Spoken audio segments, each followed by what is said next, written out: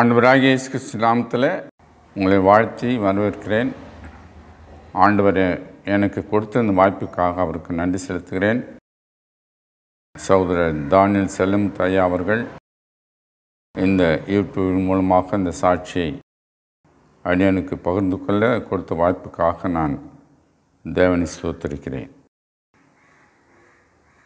நாம் தேவனுடைய சமூகத்தில் தேவன் எனக்கு செய்த பல நன்மைகளை பகிர்ந்து கொள்ளும்படியான ஒரு வாய்ப்பை சகோதரர் தானியல் செல்லம் கொடுத்ததுக்காக நான் அவருக்கு தேவனுக்கும் அவருக்கும் நன்றியுள்ளவனாக இருக்கிறேன்.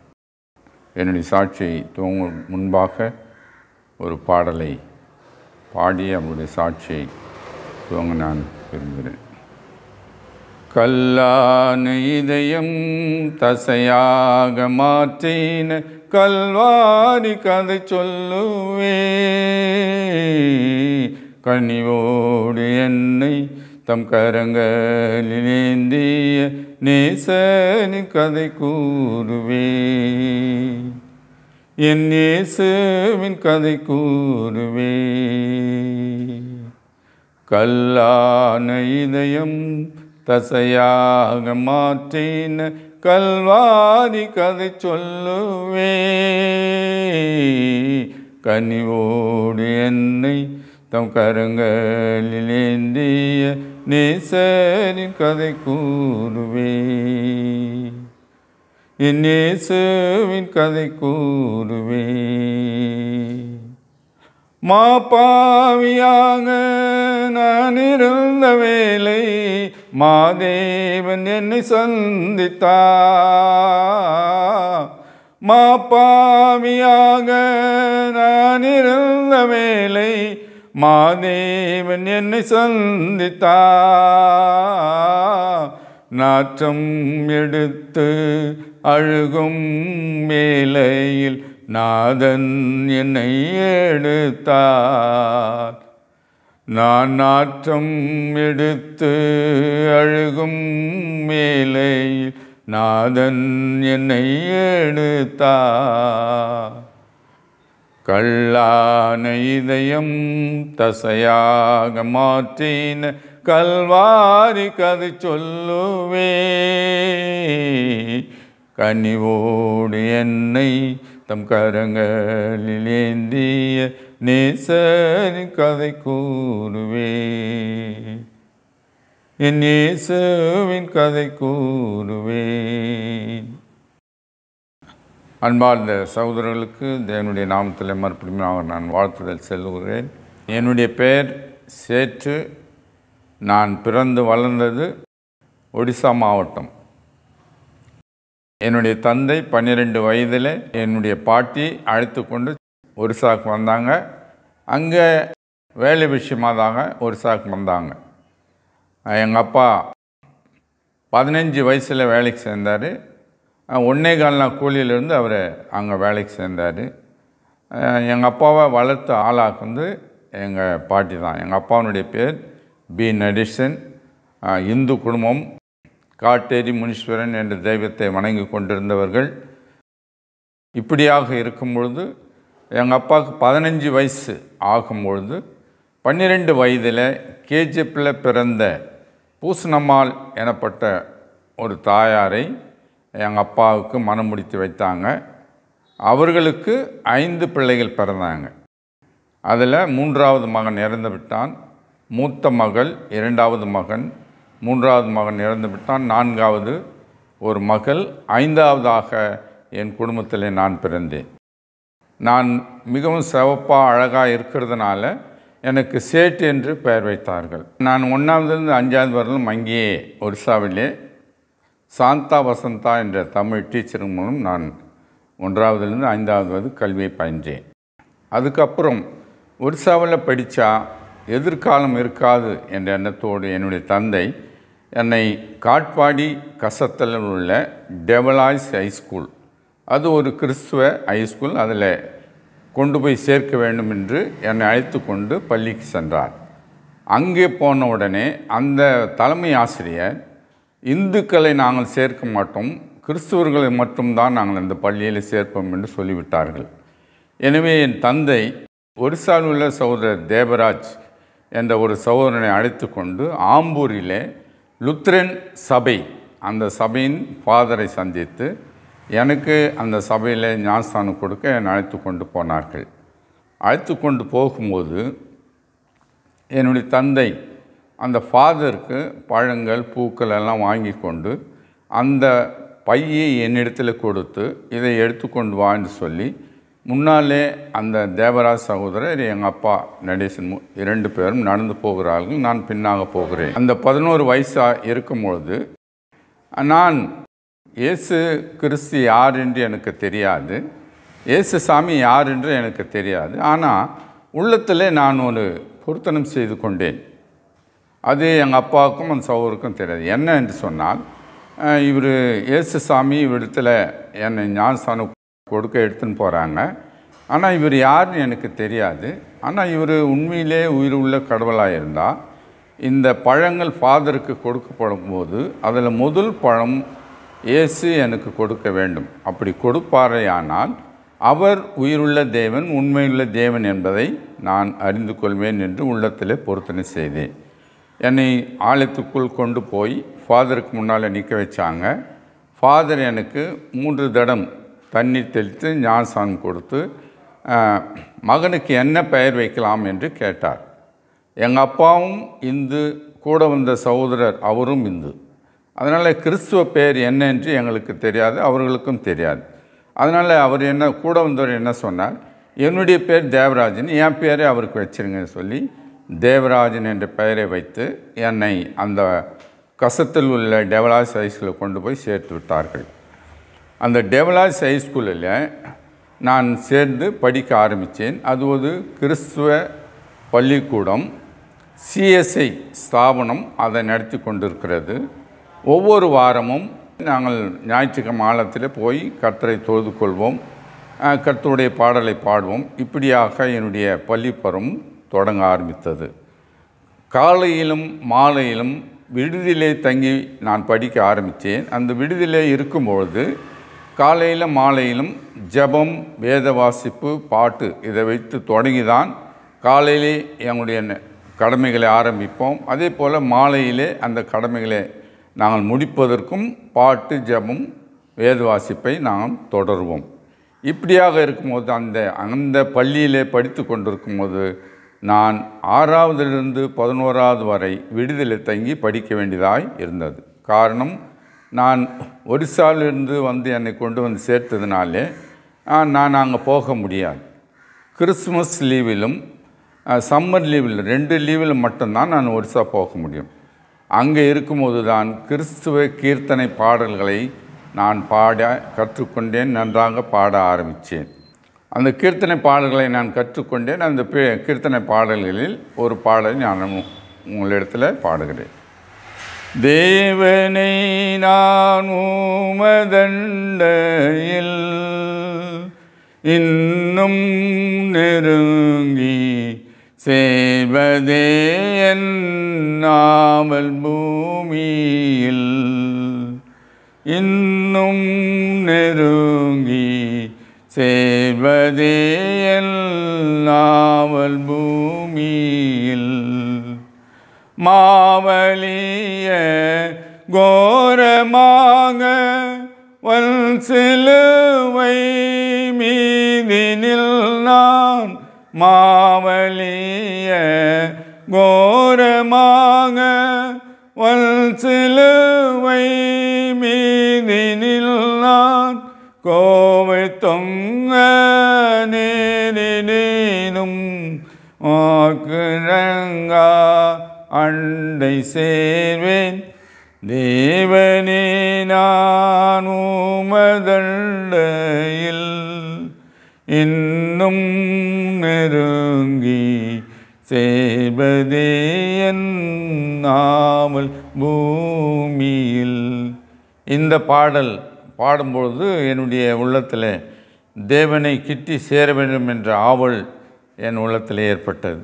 ஆனால் அங்கே கிறிஸ்துவ முறைப்படி வளர்கிறேன், படித்து கொண்டிருக்கிறேன். விடுதலை தங்கி பிள்ளைகளோடு பழகி கொண்டிருக்கிறேன். ஆனால் கிறிஸ்து யார் என்ற அந்த உண்மை வெளிச்சத்துக்குள் நான் வரவில்லை. இப்படியாக என்னுடைய பள்ளி பருவம் நடந்து கொண்டிருக்கிறது.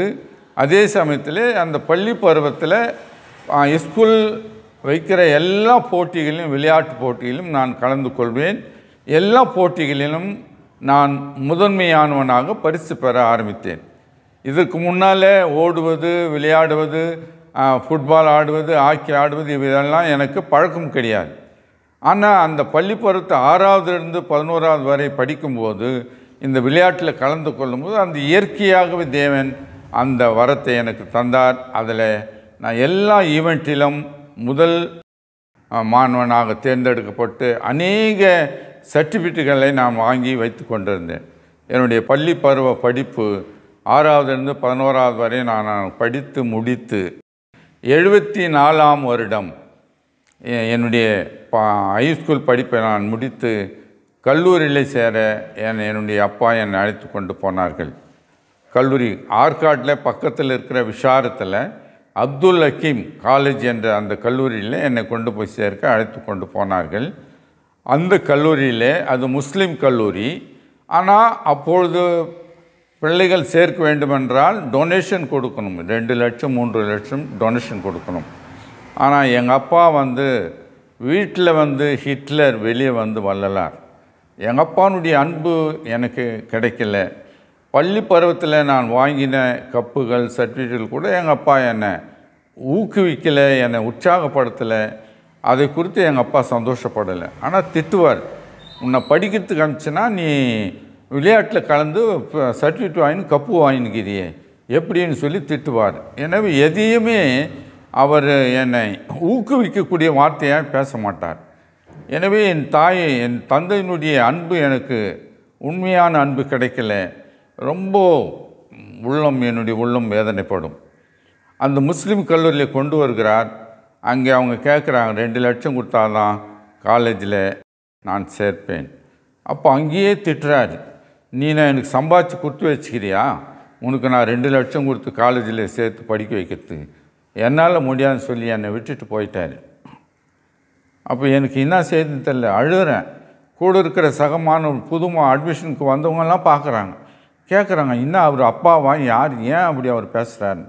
அந்த நிலையில் எனக்கு ஆண்டவர் ஒரு உந்துதலை கொடுத்தார். அது என்னவென்றால், பள்ளி பருவத்தில் நான் ஸ்போர்ட்ஸில் சர்டிஃபிகேட் வாங்கினதை அந்த பிடி மாஸ்டர் இடத்துல நான் போய் சொன்னேன். அப்பொழுது அவர் சொன்னார், இதை நீ முதலே சொல்லியிருக்கலாமே, நீ ஸ்போர்ட்ஸ்மேன்னு சொல்லியிருந்தா இலவசமாக நாங்கள் சேர்த்துப்போமே அப்படின்னு சொல்லி ₹1 உண்டியில் போட சொல்லி என்னை அந்த கல்லூரியில் பியூசியில் அட்மிஷன் கொடுத்து என்னை சேர்த்து கொண்டார்கள். அந்த பியூசில் முதல் படிக்கும்போது சேர்ந்தபோது என்னுடைய உள்ளம், நான் முதல்ல பொருத்தனை பண்ணல, இவர் உண்மையான உயிருள்ள தேவனாக இருந்தால் முதல் பலன் எனக்கு வரணும். இது 2வது துளி, கிறிஸ்து உண்மையானவர், உயிருள்ளவர் என்ற அந்த வித்து எனக்குள் விழ ஆரம்பித்தது. அங்கேயும் ஹாஸ்டலிலே நான் தங்கி படிக்க ஆரம்பித்தேன். ஆனால் ஹாஸ்டலில் மாதம் மாதம் ஃபீஸ் கட்டணும். அது எங்கள் அப்பா செய்ய மாட்டார். அதனால் நான் என்ன செய்தேன், கல்லூரி முதல்வர் இடத்துல போய் பேசி, இது போல் நான் ஹாஸ்டலில் தங்கி படிக்க, நான் ஒரிசாவில் பிறந்து வளர்ந்து அங்கே இருந்ததுனால நான் அங்கேருந்து இங்கே படிக்க முடியாது, இங்கே ஹாஸ்டலில் நான் தாங்கணும்னு சொல்லும்போது அவர் ஸ்காலர்ஷிப் இருக்குது, அந்த ஃபார்மை ஃபில்லப் பண்ணி நீ கொடுத்தினாக்கா அந்த ஸ்காலர்ஷிப்பில் நீ படிக்கலான்னு சொன்னார். ஆனால் என் பேர் சேட்டுன்னு நான் உங்களுக்கு முதலே சொன்னேன். ஆனால் ஒரிசாவில் 11 வயசு வரலும் ஒரிசாவில் நான் இருக்கும்போது ரொம்ப சேட்டைங்கெலாம் பண்ணுவேன். அதாவது ஏப்ரல் 1ஆம் தேதி அங்கே இருக்கிற தமிழர்கள்கிட்ட போய் சொல்லிவிடுவேன், உங்கள் பையன் மரத்தில் ஏறி கீழே விழுந்துட்டான், அதில் இல்லை உங்கள் பையன் வண்டியில் போயின்னு இருக்கும்போது கீழே, இது போல் அந்த ஏப்ரல் ஃபூல் என்ற அந்த வார்த்தையை ஏமாற்றணும்னு சொல்லி இப்படியெல்லாம் சொல்லிவிடுவேன். அவங்கெல்லாம் ஐயோ பொய்யன்னு அடிச்சுன்னு வருவாங்க, பார்ப்பாங்க, பார்த்துட்டு ஐயோயோ இந்த நரசிம்மேஸ்து புள்ள எவ்வளோ வாழாக்குறான், இவனை அடக்கவே முடியலையே, இவன் எல்லாம் இப்படியே இருக்கிறானே, இப்படி பண்ணுறானே, அப்படி பண்ணுறானே. அவரோ நல்ல பேர், வெளியே அவருக்கு நல்ல பேர், நல்ல பாபு, நரசிம்மேஸ்து பாபுன்னு சொல்லுவாங்க. ஆனால் அவருடைய பையன் இவ்வளோ சேட்டை பண்ணுறான், இவ்வளோ இது பண்ணுறான்னு சொல்லி ரொம்ப வாழாக இருப்பேன் நான். ஆனால் கல்லூரியில் நான் சேர்ந்த பின்னாடி இந்த வாழ்தனம் சுட்டித்தனம் கொஞ்சம் கொஞ்சமாக அடங்க ஆரம்பிச்சிது. ஏன்னா என்னுடைய முழு கவனம் படிப்பில். நான் ஏன் கல்லூரியில் என்ன குரூப் எடுத்தேன்னா சி குரூப் எடுத்தேன். எக்கனாமிக்ஸ். நான் வந்து ஒரு வக்கீல் ஆகணும், வக்கீல் படித்து நல்லா சம்பாதித்து நல்லா ஆடம்பரமாக சொகுசாக வாழணும் என்ற நோக்கத்தோடு நான் சி குரூப் எடுத்து கல்லூரியில் சேர்ந்தேன். ஸ்காலர்ஷிப்பெல்லாம் ஃபில்லப் பண்ணேன். இப்போ அட்ரஸ் நான் எழுதணும். எந்த அட்ரஸ் எழுத முடியும்? எங்கள் அப்பாவுக்கு 2 ஒய்ஃபு. 2வது ஒய்ஃபு இவரே தேடிக்கல, அவங்க முசாபன்லேருந்து வேலை தேடின்னு வந்தவங்க. அதனால் அங்கே வரும்போது அங்கே வேலை செய்கிறவங்களுக்கு மட்டும்தான் குவார்ட்டர்ஸ் கொடுப்பாங்க. ஆனால் அவங்க வந்தவங்க 2 அண்ணன்மார், ஒரு அம்மா, ஒரு தங்கச்சி, 4 பேர் வந்தாங்க. தங்குறதுக்கு இடம் இல்லை. நான் தான் அவங்களுக்கு சொன்னேன், எங்கள் அப்பா வீட்டில் ஹிட்லரு, வெளியே வள்ளலார். அதனால் எங்கள் அப்பா என்ன பண்ணார், அவங்கள பார்த்து எங்கள் வீட்டில் நிறைய ரூம் இருக்குது, நீங்கள் வந்து தங்குங்க, எப்போ வேலை கிடைக்குதோ அப்போ போயிடுங்கன்னு சொன்னாங்க. சரின்னு வந்து இவங்க தங்க ஆரம்பித்தாங்க. ஒரு 3 மாதம் 4 மாதம் தங்கி இருக்கும்போது அவங்க 2 அண்ணன்மார்களுக்கும் வேலை கிடச்சிச்சு. 2 அண்ணன்மாரும் அம்மா மாதிரி போயிட்டாங்க. தங்கச்சி மட்டும் எங்கள் வீட்டிலே தங்க ஆரம்பிச்சிட்டாங்க. இது எங்களுக்கு புரியல, எங்கள் அம்மாவுக்கும் புரியல. ஏன் அவங்கெல்லாம் போயிட்டாங்களே, இவன் மட்டும் அங்கே இருக்கிறான்னு சொல்லும் போது அவங்க சொல்கிறான், நான் 4 மாதமாக கர்ப்பமாக இருக்கிறேன். அப்போது எங்கள் அப்பா அங்கே தங்கி இருக்கும்போது அவங்களோடு உறவு வைத்ததுனால, அவங்க கர்ப்பம் தரித்ததுனால அவங்கள அவாய்ட் பண்ண முடியல. ஆனால் தாலிகிலி எதுவும் கட்டலை, அப்படியே வைப்பாட்டியாக வீட்டில் தங்க ஆரம்பிச்சிட்டாங்க. அவங்களுக்கு 3 பையன் 1 பொண்ணு பிறந்தாங்க. கடைசியில் அவங்களுடைய 4வது பையன் பிறக்க ஆரம்பித்த உடனே அவங்களுக்கு குஷ்டரோகம் வர ஆரம்பிச்சிச்சு. கை காலெல்லாம் குஷ்டரோகம் வந்ததுனால வீட்டில் அவங்க தங்க வைக்க முடியல. அதனால் எங்கள் அப்பா என்கிட்ட சொல்லி அவங்களுடைய சொந்த ஊர் அரியூர், வேலூர் பக்கத்தில் அரியூர், அதை தாண்டி தான் கோல்டன் டெம்பிள் என்று சொல்லப்பட்ட இடத்துக்கு வேலூரில் போனோம். அப்போது அந்த காலத்துலலாம் ஆட்டோலாம் கிடையாது, குதிரை வண்டி தான். எங்கள் சித்தியை நான் வண்டியில் வைத்து கொண்டு, குதிரை வண்டியில் வைத்துன்னு அரியூரில் கொண்டு போய் அவங்கள விட்டுட்டேன். அவங்க கடைசி காலம் வரை அவங்க தான் இருந்தாங்க. எங்கள் அப்பா அவங்கள கவனிக்கிறத விட்டுட்டார். ஏன்னா அவங்க முழுக்க கை காலெல்லாம் குஷ்டரோகத்தினால் பீணிக்கப்பட்டு அவங்க கஷ்டப்பட்டு கொண்டு இருந்ததுனால அவங்க பிறந்து வளர்ந்த ஊர் அரியூர். அதனால் அவங்க அம்மா கிட்ட கொண்டு போய் விட்டேன். அவங்க வாரத்துக்கு ஒரு முறை வேலூரில் ரவுண்டானா என்ற இடத்துக்கு வந்து சென்ட் மேரிஸ் ஸ்கூலில் இந்த ரோமன் கேத்தலிக் சிஸ்டருங்க அவங்களுக்கு மாத்திரை, ப்ரெட்டு, புடவைங்க இதெல்லாம் கொடுத்து உதவி அந்த ஏடில் அவங்க வளர ஆரம்பித்தாங்க, இருந்தாங்க. அப்போது நான் என்ன பண்ணேன், அப்ளிகேஷன் ஸ்காலர்ஷிப் ஃபார்ம் ஃபில்லப் பண்ணோன்னா அட்ரஸ் கொடுக்கணும். ஒரிசா அட்ரஸ் கொடுத்தா எனக்கு ஸ்காலர்ஷிப் வராது. ஏன்னா எங்கள் அப்பா வந்து கோல் மைன்ஸ், ஒரிசாவில் கோல் நிலக்கரி சுரங்கத்தில் ஒர்க் ஷாப்பில் டர்னர் வேலையில் அவர் செய்துன்னு இருக்கிறார். எனவே ஒரிசா அட்ரஸ் என்னால் கொடுக்க முடியாது. அதனால் எங்கள் சித்தி தங்கி இருக்கிற அரியூர் அட்ரஸை அந்த ஃபார்மில் ஃபில்லப் பண்ணி எல்லாத்தையும் ஃபில்லப் பண்ணிட்டு எம்எல்ஏ சைன் கிட்ட வாங்கலான்னு வேலூர் போகும்போது தான் அங்கே முதல் நான் சைன் வாங்கும்போது எம்எல்ஏ இருந்தவர் மாப்பா சாரதி. அவர் வந்து எந்த ஃபார்ம் கொடுத்தாலும் அதாவது பார்க்கவே மாட்டார், உடனே சைன் பண்ணிவிடுவார். அந்த மாதிரி என்னுடைய அப்ளிகேஷனை சைன் பண்ணி கொடுத்தார். அந்த ஃபார்ம் நான் ஃபில்லப் பண்ணி எடுத்துன்னு வந்து காலேஜில் கவுண்டரில் கொடுக்கும்போது அவங்க சொல்லிட்டாங்க, நேரம் காலம் கடந்துடுச்சு, நீங்கள் இது எடுத்துன்னு போய் வெள்ளூரில் தாசில்தார் ஆஃபீஸ்கிட்ட கொடுத்துருங்கோ தாசில்தார். அப்போது நான் போகிறேன். எப்படி போகிறேன்னா, பேண்ட்டு சர்ட்டு ஒரு மாதிரி அழுக்கானது போட்டுன்னு, தலையை களைச்சி விட்டுன்னு, கையில் இருக்கிற வாட்ச் எடுத்து பாக்கெட்டில் போட்டுக்கின்னு அப்ளிகேஷன் ஃபார்ம் எடுத்துன்னு போய் தாசில்தார் முன்னால் ஆஃபீஸில் எங்களுடைய அப்துல் ஹக்கீம் கல்லூரியினுடைய ஃபார்மை தான், ஸ்காலர்ஷிப் ஃபார்ம் தான் ஃபில்லப் பண்ணுகிறாரு. அவர்கிட்ட எடுத்துன்னு கொடுக்கும்போது அப்போ அவர் என்னை பார்த்துட்டு அந்த அப்ளிகேஷன் ஃபார்மில் இவருடைய பேர் தேவராஜன் இருக்குதில்ல, பார்த்துட்டு என்னை கேட்டார், நீ கிறிஸ்தவனா? அப்போது என்ன சொல்வது என்று, ஏன்னா முதல் பழம் கொடுத்து அவர் தான் உயிரோடு இருக்கிற தேவன் எனக்கு காட்டிட்டார். 2வது காலேஜில் சர்டிஃபிகேட் மூலமாக இலவசமாக என்னை கல்லூரியில் சேர்த்துட்டார். இப்போ இவரை வந்து நான் கிறிஸ்தவம் இல்லைன்னு சொல்ல முடியாதே. அதனால் என் மனசுக்குள்ளே வேதனை வந்ததுனால தேம்பி அழுதேன். அப்போ அவர் என்னை கேட்குறார், நான் என்ன கேட்டேன், உடனே கிறிஸ்துவன் தானான்னு தானே கேட்டேன், ஏன் அழுகிறேன்னு கேட்டார். அப்போது என்னுடைய எல்லா ஹிஸ்ட்ரியை நான் அவர்கிட்ட சொன்னேன். அப்பொழுது அவர் சொன்னார், அழாத, நானும் கிறிஸ்துவன் தான். இது 3வது வித்து கிறிஸ்து எனக்குள்ளே கொடுத்தார். அந்த 3 வித்து எனக்குள்ளே வந்த பின்னால் கிறிஸ்து மேலே இருக்கிற நம்பிக்கை, விசுவாசம் அதிகரித்து கொண்டு போனது. ஆனால் உண்மையாக நான் ரட்சிக்கப்படலை, உண்மையான கிறிஸ்துவ பிள்ளையாய் மாறலை, பெயர் கிறிஸ்துவனாக தான் வாழ்ந்து கொண்டிருக்கிறேன். அப்படி பியூசி படித்து கொண்டு இருக்கும்பொழுது என்னுடைய வகுப்பில் 31 பேர் இருந்தாங்க. அதில் 31 பேரில் நான் ஒருத்தன் தான் பாஸ். ஏன்னா எங்கள் அப்பா சொல்லிட்டு போயிட்டார், விட்டுட்டு போயிட்டார், சேர்க்க மாட்டேன்னு. ஆனால் 31 பேர் எக்ஸாம் எழுதுகிறோம். அந்த எக்ஸாம் எழுதுறதுக்கு முன்னாடி ப்ரொஃபஸருங்கெல்லாம் 5 வருஷம் கொஸ்டினை ப்ரிப்பேர் பண்ணி, இதை நீங்கள் படிச்சிங்கன்னா போதும், இதிலேருந்து கேள்வி பதில் வரும், நீங்கள் எழுதி நல்லா பாஸ் பண்ணலாம். ஆனால் நான் என்ன செய்தேன், 5 வருஷத்து மட்டும் இல்லை, கரண்ட்டில் இருக்கிறது கூட நான் சேர்த்து படித்து அந்த எக்ஸாம் எழுதும்போது 31 பேரில் நான் ஒருத்தன் தான் பாஸு, 30 பேர் ஃபெயில். இந்த சந்தோஷம் எங்கள் அப்பாவுக்கு வந்து கேட்டோன்னே சந்தோஷம் ஆயிடுச்சு. மறுபடியும் அவர் என்ன பண்ணால், நீ அதே காலேஜ் தான் படிக்கணும்னு கொண்டு வந்து சேர்த்துட்டார். இப்போது அந்த ஸ்காலர்ஷிப் ஃபார்ம் ஃபில்லப் பண்ணி கொடுத்தும்போது ஒரு அட்டை கொடுத்தாரு தாசில்தார். அந்த அட்டை, அதாவது எஸ்சி, ஆதி திராவிட எஸ்சின்னு ஒரு அட்டை கொடுக்கும்போது, அது ஹாஸ்டலில் தங்கி படிக்கும்போது எல்லா மெஸ் ஃபீஸும், வருஷத்துக்கு தேவையான மெஸ் ஃபீஸ் எல்லாமே ஃப்ரீயாக இருந்து நான் படிக்க ஆரம்பித்தேன். இந்த மாதிரி 3 வருஷம் பிசியோடு சேர்த்து 4 வருஷம் விடுதலை தங்கி படிக்கும் பொழுது, நான் பிஏ ஃபஸ்ட் இயரில் படித்து கொண்டிருக்கும் போது கேம்பஸ் குர்சேட்லேருந்து 3 சகோதரர்கள் வந்து ஆண்டவருடைய சுவிசேஷத்தை அறிவிக்க, ஸ்டூடெண்ட்டுக்கு மத்தியில் ஊழியம் செய்ய அவங்க வந்தாங்க. அவங்க சுவிசேஷம் அறிவித்தாங்க. அப்போது அவங்க ஒவ்வொரு ரூமுக்கும் போய் கிறிஸ்துவங்க யார் என்று கேட்டு அவங்கள இட்டுன்னு வந்து உட்கார வச்சு பைபிள் வசனத்தை சொல்லுவாங்க. நான் உங்களுக்கு ஏற்கனவே சொல்லிட்டேன், 3 வித வித்து ஆண்டவருக்குள்ளே என் உள்ளத்தில் விழுந்தது. ஆனால் இன்னுமே என் உள்ளத்தை நான் ஆண்டவர் கொடுக்கல, என் இதயத்தை கொடுக்கல. அதனால் அவர் வரும்போதெல்லாம் நான் ஓடி ஒழிஞ்சிடுவேன். இப்படி என்ன பைபிள் பற்றி என்ன பேச போகிறேன், ஏது பேச போகிறேன் எனக்கு தெரியாது. ஆனால் ஓடி ஒழிஞ்சிடுவேன். ஆனால் ஒரு நாள் அவர் என்னை வலுக்கட்டாயமாக இழுத்துன்னு வந்து உட்கார வச்சார்.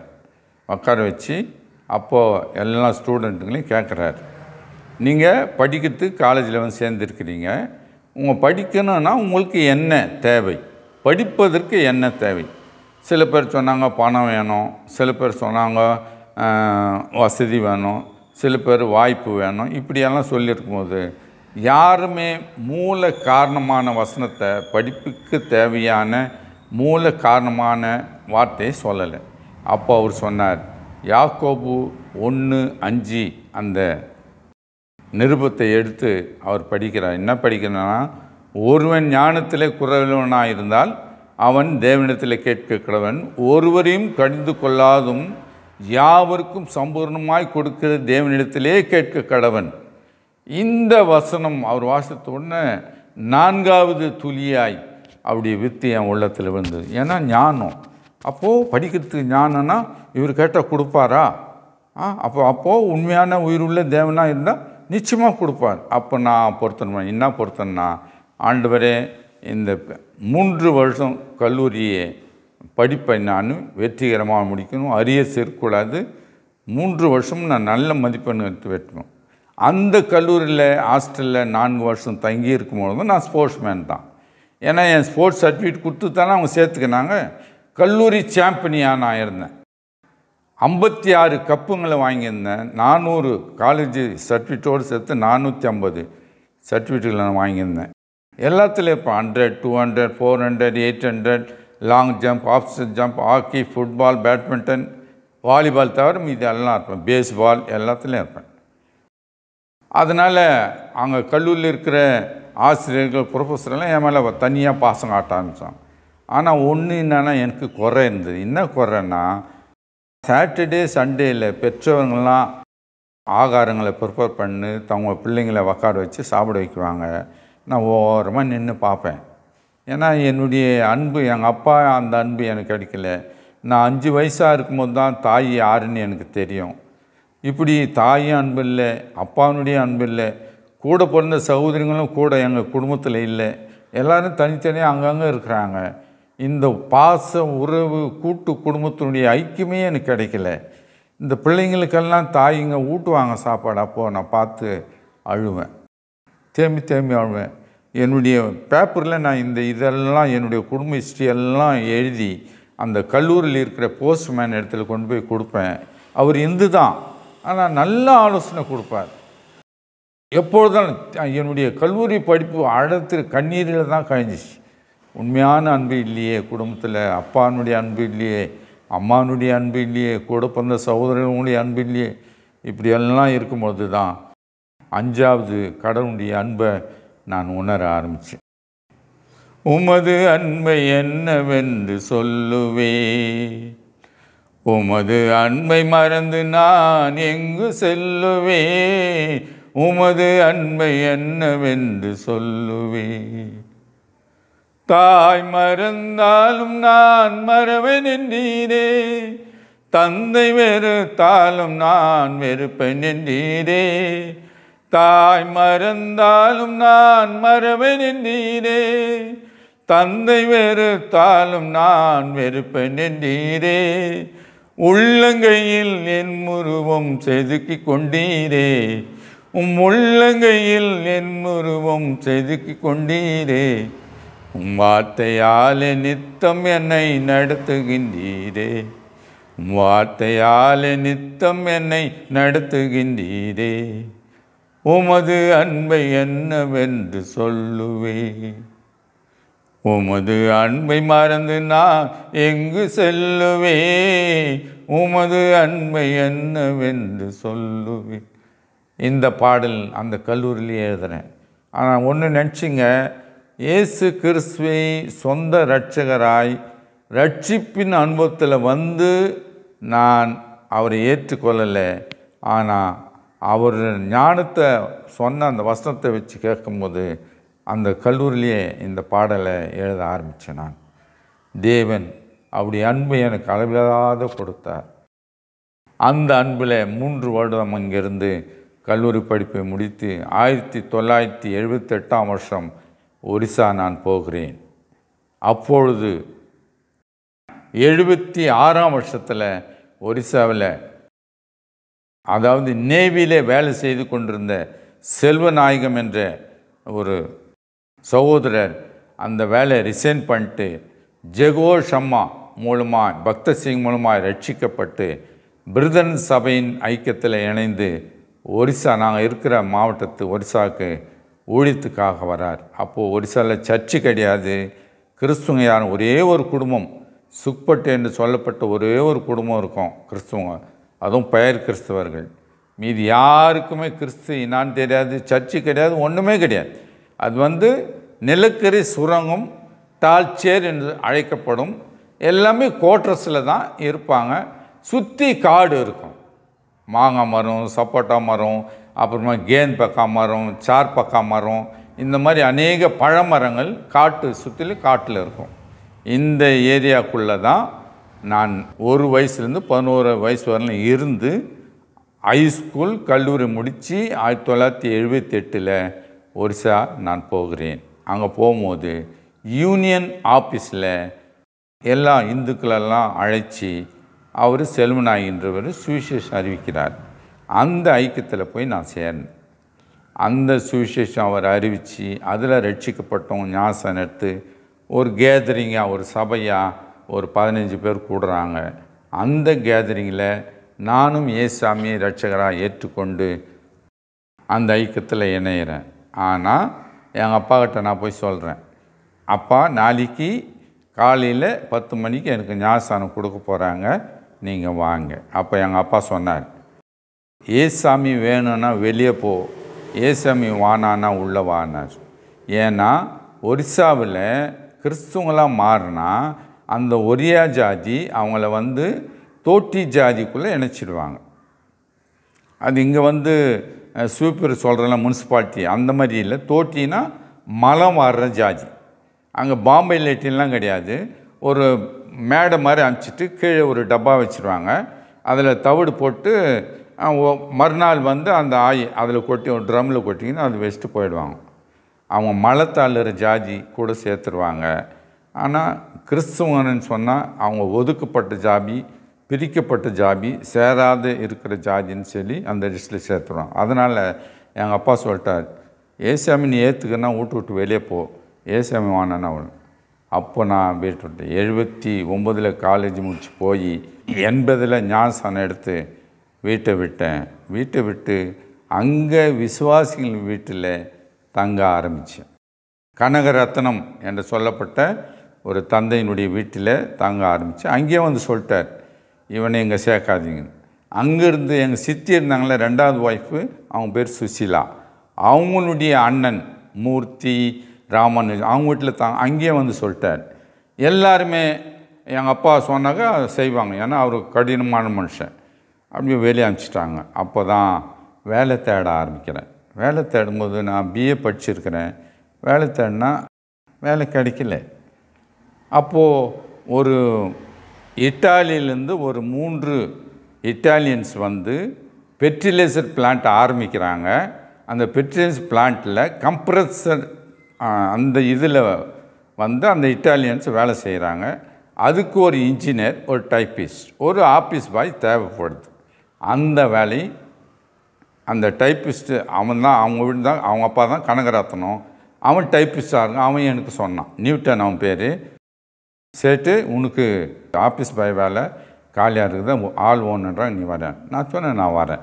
நான் போனேன். போகும்போது இன்ஜினியர் என்னை பார்த்தாரு, என்ன படிச்சுக்கிறேன்னு கேட்டார். பிஏன்னு. அப்போ அவர் சொன்னேன், இல்லை பிஏ படிச்சவங்களாம் அந்த வேலை செய்ய முடியாது. நான் சொன்னேன், நான் செய்கிறேன், நீங்கள் என்ன வேலை சொன்னாலும் நான் செய்கிறேன்னு. 6 மாதம் அந்த ஆஃபீஸ் பாய் வேலை நான் சேர்ந்தேன். ஆஃபீஸ் பாய் வேலை என்னென்னா, டீ வாங்கிட்டு வரணும், டீ கிளாஸ் கழுவணும், அவருக்கு தண்ணி கொடுக்கணும், அவர் எப்போ கூப்பிட்றாரு ஸ்நாக்ஸ் வாங்கிட்டு வரணும், போஸ்ட் ஆஃபீஸ் போகணும், பேங்க்கு போகணும். அதுக்கடுத்து சாயங்காலம் 6 மணிக்கு அவர் வீட்டுக்கு போகணும். வீட்டுக்கு போனால் அவங்க மிஸ்ஸஸ் வந்து பதார்த்தம் வாங்கிட்டு வா, மாவு அரைச்சின்மா, இப்படியெல்லாம் சொல்லுவாங்க. அந்த வேலை அவங்க செய்யணும். அந்த இட்டாலியன்ஸ் எவ்வளோ நேரம் இருக்கிறானோ அவ்வளோ நேரம் நான் இருக்கணும். ஆனால் டைப்பிஸ்ட் மட்டும் 6 மணிக்கு போயிடுவார். நான் மட்டும் கடைசி வரலும் இருக்கணும். அவங்க அந்த வேலை முடிச்சுட்டு 11 மணிக்கு போவாங்க, நைட்டு 12க்கு போவாங்க, இல்லை 10க்கு போவாங்க. அவங்க எப்போ போகிறாங்களோ அப்போ தான் நான் வீட்டுக்கும். அப்போது நாங்கள் இருக்கிற ஏரியா வந்து 3 கொல்லரி. ஒன்று டேரா கொல்லரி, இன்னொன்று பரண்டா கொல்லரி, இன்னொன்று அட்டதொட்டா கொல்லரி. இந்த 3 கொல்லரியும் எப்படியும் ஒரு 4 மைல் டிஸ்டன்ஸில் இருக்கும். லைட்டுக்கிட்டலாம் கிடையாது, ஏன்னா கோல் மைன்ஸ் ஏரியாவில் அது. அதனால் சைக்கிளில் இட்டில் தான் சைக்கிளில் போவேன். 12 மணிக்கு சைக்கிளில் போவேன்.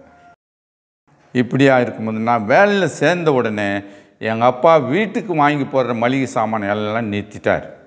ஏன்னா இவங்க தான் வேலை செய்கிறானே. எனக்கு ஒரு நாளைக்கு கூலி 6 ரூபா.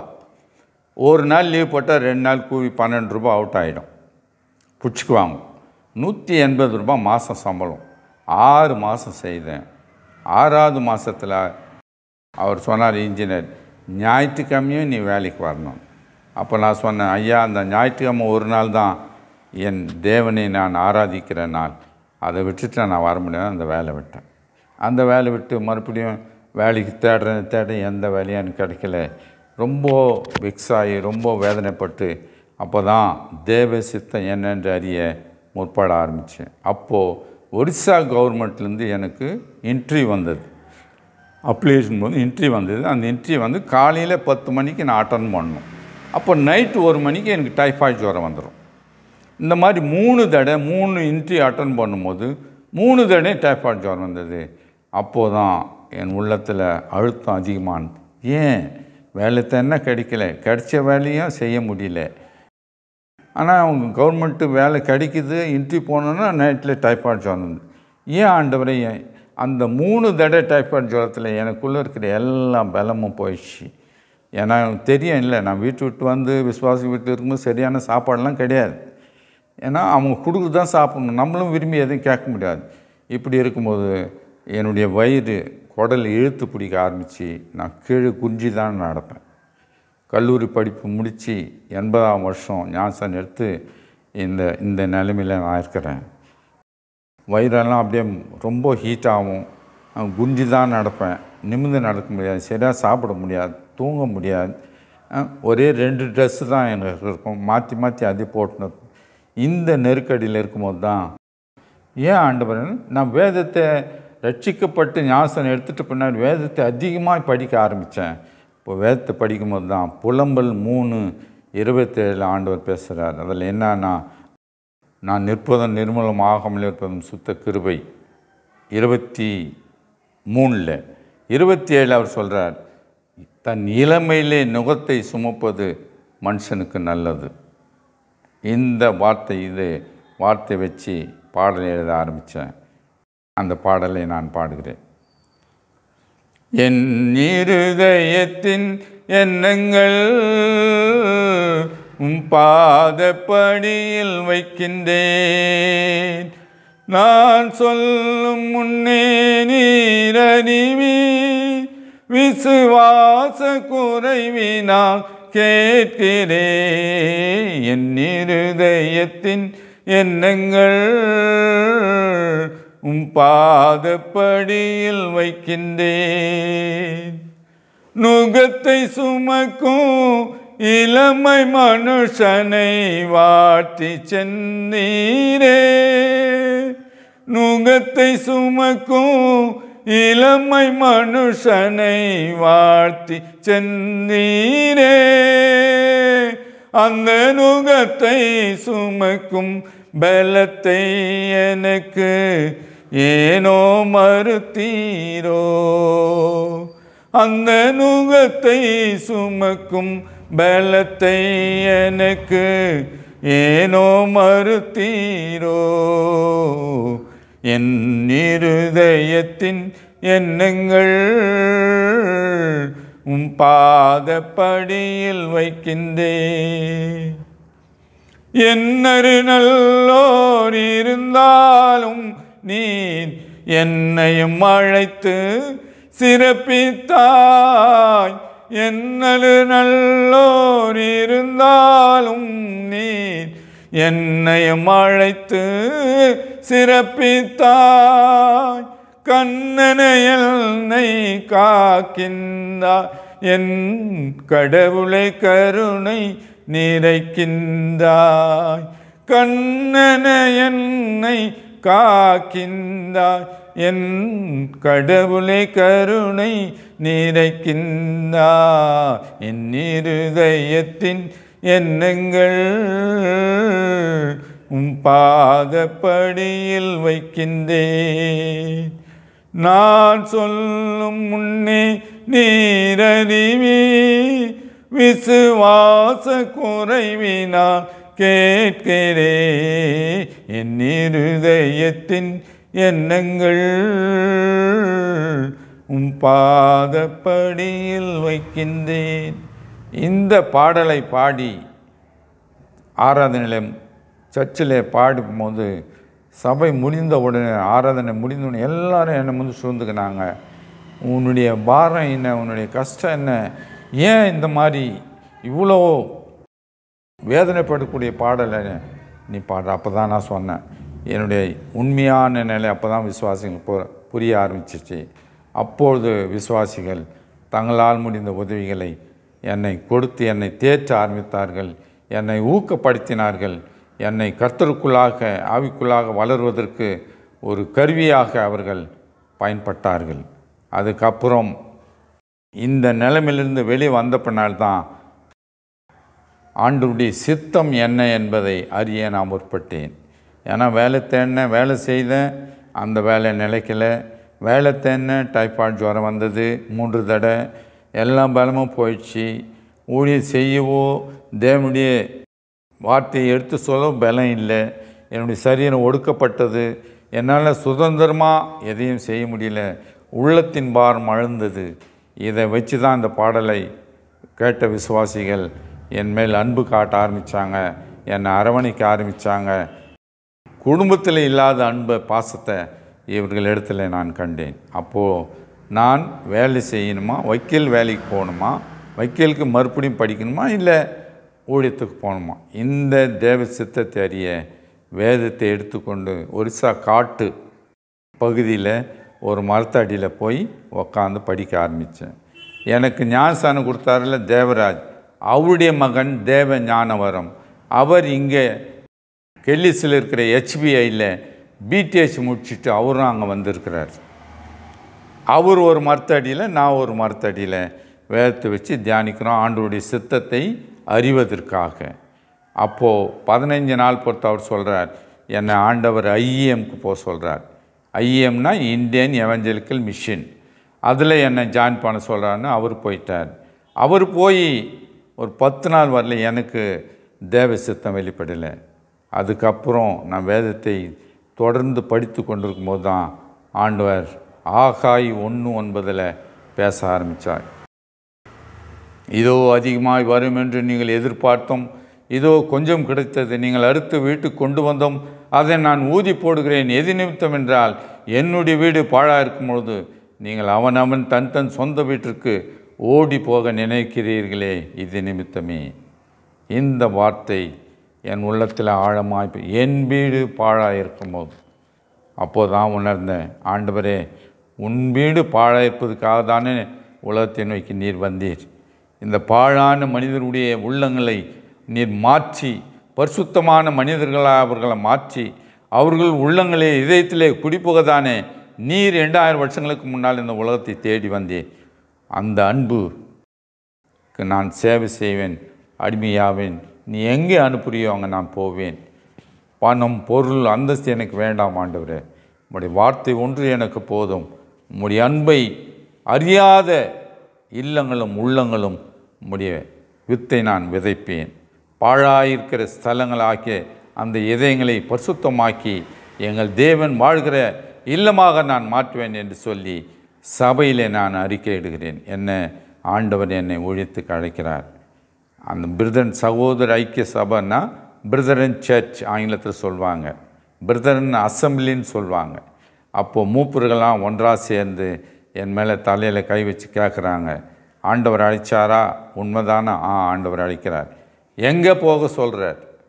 அப்போ நான் சொன்னேன், ஏன்னா எங்கள் அக்கா இந்தில் இருக்கும்போதே திருமணம் செய்து வாலாஜியில் வந்து செட்டில் ஆகிருக்கிறாங்க. எங்கள் மாமா வந்து 40 வயசு வரலும் திருமணம் செய்யலை. ஆனால் கல்யாணம் பண்ணாது இருந்த அவர் ஒருத்தர் அவருக்கு சொன்னாங்க, ஒரிசாவில் ஒரு பொண்ணு இருக்குது, அங்கே போனீங்கன்னா உங்களுக்கு பிடிச்சிருக்கோம், நீங்கள் திருமணம் செய்யலான்னு. அவர் வந்து ஃபஸ்ட் லுக்கு எங்கள் அக்கா பார்த்தோன்னே நான் கட்டிக்கிறேன்னு சொல்லி 40 வயசில் எங்கள் அக்காவை திருமணம் செய்தார்.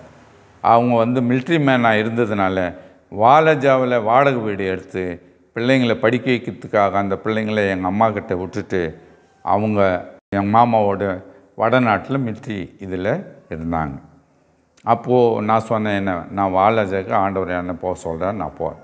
ஜபம் பண்ணாங்க, பிளஸ்ஸிங் பண்ணாங்க, ஆண்டுடைய வார்த்தையின்படி உன்னை அனுப்புகிறோன்னு சொல்லி அனுப்பிச்சாங்க. ட்ரெயின் ஃபேருக்கு காசோ கீசோ நீ எப்படி போய் ஊழியம் செய்வேன், என்ன பண்ணுவேன், ஏது பண்ணுவேன், எதையுமே அவன் கேட்கல. பிரதனுடைய பேட்டன் அதுதான். ஊழியத்துக்கு ஆண்டவர் அழைக்கிறாரா, உன்னுடைய தேவையெல்லாம் அவர் சந்திப்பார்.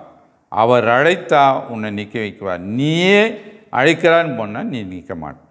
அதை வந்து 1981 வரேன். அப்போது என்னை கீழ்ப்பாக்கத்தில் அஸ்பரான் கார்டன் என்ற இடத்துல 2 வருஷம் பைபிள் காலேஜ் படிக்கணும்னு என்னை அனுப்புகிறாங்க. பைபிள் காலேஜ்னால் assembly training Bible institute, ABTI.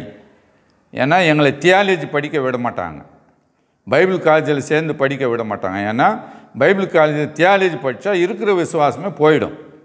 அதனால் சபை ஸ்தாபிப்புதல், சுவிசேஷம் அறிவித்தல், church planting and spiritual manna church planting பண்ணி அவங்கள ஆவிக்குரிய இதில் எடிஃபை பண்ணணும்.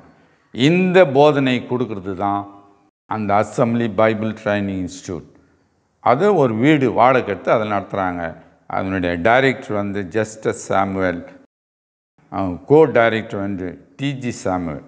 இவங்க 2 பேரும் மாமச்சான். அவங்க தான் இங்கிலீஷில் தான் இருந்தாங்க. நாங்கள் ஒவ்வொரு சண்டேவும் வெப்பேரியில் இருக்கிற காஸ்பல் ஹாலில் சண்டே ஆராதனைக்காக கூடுவோம். அப்போ இங்கிலீஷெல்லாம் அவ்வளோ தெரியாது, தத்துக்கா புத்துக்கான்னு பேசுவோம். ஏன்னா ஆந்திராக்காரங்களாம் வருவாங்க, ஆந்திராக்கார தெரியல, தெலுங்கு பேசும்போதே ஒரு மாதிரி பேசுவாங்க, சைடு காய்டு போயிடுன்னு. ஆனால் இங்கிலீஷ் அவங்க பேசினா எப்படி இருக்கும்? ஆனால் அவங்க சொல்லிவிடுவாங்க, நீங்கள் வந்து எல்லோரும் இங்கிலீஷில் தான் பேசணும், யாரும் அவங்க லாங்குவேஜில். அப்போது கொஞ்சம் கொஞ்சமாக இங்கிலீஷ் அப்படி போய் இது பண்ணோம். சண்டேயில் வந்து எங்களுக்கு சான்ஸ் கொடுப்பாங்க, வர்ஷிப் மெசேஜ் நீங்கள் எடுக்கணும். எல்லாம் இங்கிலீஷ் பைபிள் தானே, இங்கிலீஷ் டீச்சிங் தான், இங்கிலீஷ் பைபிள் தான், இங்கிலீஷ் தான் பேசணும். அப்போ வர்ஷிப் மெசேஜ் எடுக்கும்போது எங்களை ஆண்டவர் எங்களுக்கு கொடுக்குற அந்த வசனங்களை மட்டும் எடுத்து வாசிப்போம், அவ்வளோதான். கீழ்ப்பாக்கத்தில் அஸ்பரான் கார்டனில் அந்த ABTI பைபிள் காலேஜில் படிக்கும்போது சோப்பு வேணும், எண்ணெய் வேணும், அது பெட்ஷீட்டு, தலகாணி, தங்குறது, சாப்பாடு எல்லாமே இலவசம் தான். ஏன்னா என்கிட்ட காசு தான். ஏன்னா எங்களுடைய ஊழியமே இலவசம் தானே. அதாவது எந்த பணத்தை எந்த பொருளையும் நாங்கள் ஊழியத்துக்கு நாங்கள் போகக்கூடாது. அழைச்சாருன்னா அவரை நம்பி மட்டும்தான் போகணும். அதனால் பைபிள் காலேஜ் படிக்க வருகிற பிள்ளைங்க அவங்கள இலவசமாக தான் படிக்க வைக்கும். அவங்ககிட்ட ஹாஸ்டல் ஃபீஸு, சாப்பாடு, கீப்பாடு எதையுமே. ஆனால் ஒவ்வொரு நாள் சாயங்காலமும் மாலையில் ட்ராக்ஸ் கொடுக்க நாங்கள் போவோம். அந்த கீழ்ப்பாக்கு ஃபுல்லாக போவோம். நாங்கள் படித்த அந்த assembly Bible training institute college வீடு இருக்குது. அது பக்கத்தில் தான் டிஎம்கே கட்சியில் இருக்கிற அன்பழகன் வீடு. அவர் அப்போ எம்எல்ஏ ஆகிறார். அதனால் அந்த ஏரியா நல்ல ஹைஜீனிக்கான ஏரியா, நல்ல வெல் நோன் பர்சன் வாழ்கிற ஒரு ஏரியா. எல்லா வீட்டுங்களுக்கும் நாங்கள் ட்ராக்ஸ் கொடுப்போம். அப்படி கொடுத்துன்னு போகும்போது ட்ராக்ஸை சும்மா கொடுக்கக்கூடாதுன்னு சொல்லுவாங்க. இப்போ மத்திய எழுதின சுவிசேஷம் கொடுக்கணுன்னா அது ஒரு புக்கு. புதிய ஏற்பாட்டில் முதல் புத்தகமாக மத்திய சுவிசேஷம். அந்த புக்கை இலவசமாக கொடுக்காதுங்க. ஒரு 4 நாள் வாங்கி கொடுங்க, இல்லை ஒரு 10 காசு வாங்கி கொடுங்க. இலவசமாக கொடுத்தீங்கன்னா அதனுடைய மதிப்பு வாங்கினவங்களுக்கு தெரியாது. அந்த மாதிரி அந்த புக்கு விற்கிறதுல சேல்ஸ்மேனு நான் தான். எல்லாரையும் காட்டிலும் நான் தான் அதிகமான கலெக்ஷன் எடுத்துன்னு வந்து கொடுப்பேன். அதனால் டீனாக இருக்கிறார்ல ஜஸ்டிஸ் சாமுவேல், அவர் என் மேலே தனி அன்பை காட்ட ஆரம்பித்தார். அஸ்பிரான் கார்டன்லேருந்து கீழ்ப்பாக்கத்துலேருந்து வெப்பேரி சர்ச்சுக்கு போனோன்னா அவருடைய காரில் என்னை இட்டுன்னு போவார். வெப்பேரி காஸ்பிள் ஆளுக்கு ஞாயிற்றுக்கிழமை ஆராதனைக்கு அவருடைய காரில் இட்டுன்னு போவார். என் மேலே தனி பாசம் ஆட்ட ஆரம்பித்தார். எனக்கு முடி வெட்டுறதுக்கு சோப்பு, எண்ணெய் இதெல்லாம் வாங்கிறதுக்கு எல்லாத்துக்கும் அவர் தான் எனக்கு காசு கொடுப்பார். என் மேலே தனி அன்பு காட்டார். 2வது ஒரு லெட்டரு டைப் அடித்து சிறை கைதிகள் மத்தியில் சுவிசேஷம் அறிவிக்கணும் அப்படின்னு சொல்லி என்ன அதில் அந்த ஊழியத்தில் இணையணும்னு ஸ்டெப்பு எடுக்கும்போது தான் அவர் இறந்துட்டார். இப்போது அந்த அஸ்பிரான் கார்டன் வீடு தான் வாடகைக்கு சேர்ந்தாங்க. இப்போ அதே காலேஜ் மாதவரத்தில் ஸ்டிவர்ட் பைபிள் காலேஜ்னு கட்டி பெரிய கல்லூரி கட்டி வச்சுருக்காங்க. அதுலேயும் இலவசம்தான். பிரதர்லேருந்து பைபிள் காலேஜ் படிக்க போனோன்னா இலவசமாக தான். 2 வருஷம் இலவசமாக நீங்கள் தங்கலாம். எல்லா சாப்பாடு கீப்பாடு எல்லாத்தையும் அவங்க இலவசமாக தான் கொடுக்குறாங்க, நடத்துவாங்க. ஏன்னா படிக்க வர பசங்கிட்ட அவங்க காசுலாம் வாங்க மாட்டாங்க. இப்படி இருக்கும்போது அந்த பைபிள் காலேஜ் முடித்து வாழைஜால ஊழியம் செய்ய ஆரம்பித்தேன். நான் வாழைஜால ஊழியம் செய்ய ஆரம்பித்து எல்லாம் இந்துங்க அவங்களெல்லாம் போய் அழைச்சின்னு வருவேன். ஒரு 10 பேர் கேதரிங்கில் இருப்பாங்க. அப்போது சென்னையில் இருக்கிற ராயபுரம் பெத்தேல் சுவிசேஷ கூடம் என்ற இடத்துலேருந்து ஜேம்ஸ் பாலா என்று 2 சகோதரர்கள் வாழைஜால சனிக்கிழமை அந்த முழு நேரம் சனிக்கிழமை ஃபுல்லாக இருந்து ஞாயிற்றுக்கிழமை ஆராதனை அட்டன் பண்ணிட்டு வந்துடுவாங்க. அவங்க என்னுடைய தேவையை சந்தித்தாங்க. என்னுடைய வீட்டு வாடகை 30 ரூபா. ஒரு சின்ன வீடு, ஓட்டு வீடு தான், மண் தர. அதில் 30 ரூபாயில் ஒரு 2 டேக்ஸா, ஒரு அடுப்பு, ஒரு பாய் வச்சுக்கின்னு ஊழியம் செய்துன்னு இருக்கிறேன். ஈவினிங் ஆனால் சுவிசேஷம் வாழைஜா ஃபுல்லாக கொடுப்பேன். இப்போது நான் இருக்கிற வாழைஜால என்னுடைய பேர் சேட்டுன்னா சொன்னால் தெரியாது, தேவராஜன்னா தெரியாது. அந்த ஊர் மக்களே எல்லாரும் ஒன்றா சேர்ந்து எனக்கு வச்ச பேர் என்னன்னா ஏசப்பா. சின்ன பசங்கள்லேருந்து பெரியவங்க வரலாம் ஏசப்பான்னா தெரியும். என்னுடைய ஒரிஜினல் வீட்டில் வச்ச சேட்டுன்னு பேர் தெரியாது, ஸ்கூல் பேர் தேவராஜனா தெரியாது, ஏசப்பான்னா தெரியும். இப்போ அங்கே வாழைஜாலேருந்து தான் ஊழியம் செய்யணுக்கேன். அப்படி அந்த 10 பேர் வச்சு ஊழியம் செய்யும்போது சபையில் சில பிரச்சனை, ஏன்னா சகோதரிங்க சில பிரச்சனையானதுனால சபை அப்படியே ஸ்தம்பித்து நின்றுச்சு. எங்களுக்கு உதவி செய்து வந்த ஜேம்ஸ் பாலா என்பவர் அவர்களும் நின்ட்டாங்க. அந்த ரூமில் எது 30 ரூபா கொடுத்த நான் ரூமில் தங்கியிருந்தேனோ அந்த ரூமில் நான் இருந்தேன். 40 நாள் சாப்பாடு இல்லாமல் இருந்தேன். வெறும் தண்ணி மட்டும் குடிச்சுன்னு இருப்பேன்.